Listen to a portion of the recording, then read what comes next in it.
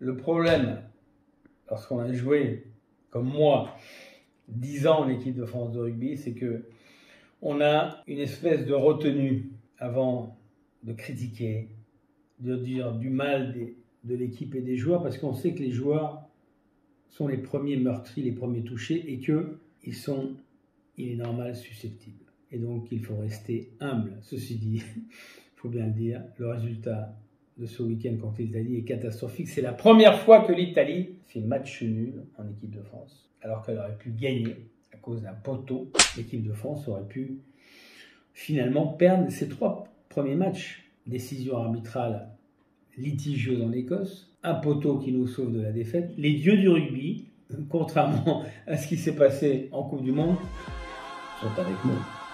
Que dire du match? J'avais prévu 30 points. Il y a quand même différencier les 30 points, parce que l'Italie c'est l'Italie, la France c'est la France. On sortait d'un match en demi-teinte contre l'Écosse. Personnellement, j'ai été déçu de la prestation, c'est le moins qu'on puisse dire, de l'équipe de France. On a bien entamé ce match, on a dominé, mais on a été finalement assez stérile, assez inefficace, comme on dit, en zone de marque. Les mamelles d'une victoire au haut niveau, comme en top 14, il y a 2 choses, c'est la discipline et c'est la conservation. Dans ces 2 domaines, on a été mauvais. 2e carton rouge en 3 matchs. C'est trop. Les Italiens n'ont pas beaucoup de génie. Ce sont des rempailleurs de chaises, ce sont des chaudronniers. Ils défendent comme des ânes. Et ils y ont cru parce qu'on leur a laissé croire qu'il était possible de revenir. J'ai l'impression que l'équipe a énormément vieilli en 3 mois. Il faut arrêter de parler du traumatisme du quart de finale perdu contre l'Afrique du Sud. Ça, c'est oublié, c'est digéré, c'est déféqué. Parlons plutôt de l'avenir.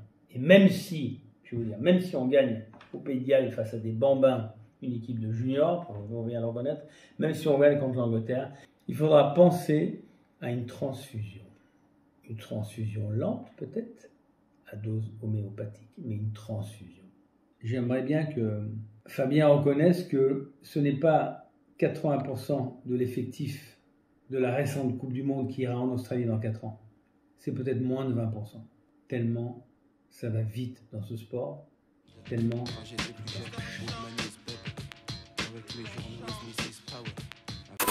J'ai jamais vu un joueur autant influer sur le résultat d'un match comme on l'a vu samedi soir lors du derby Racing contre le Stade français d'Akuwaka.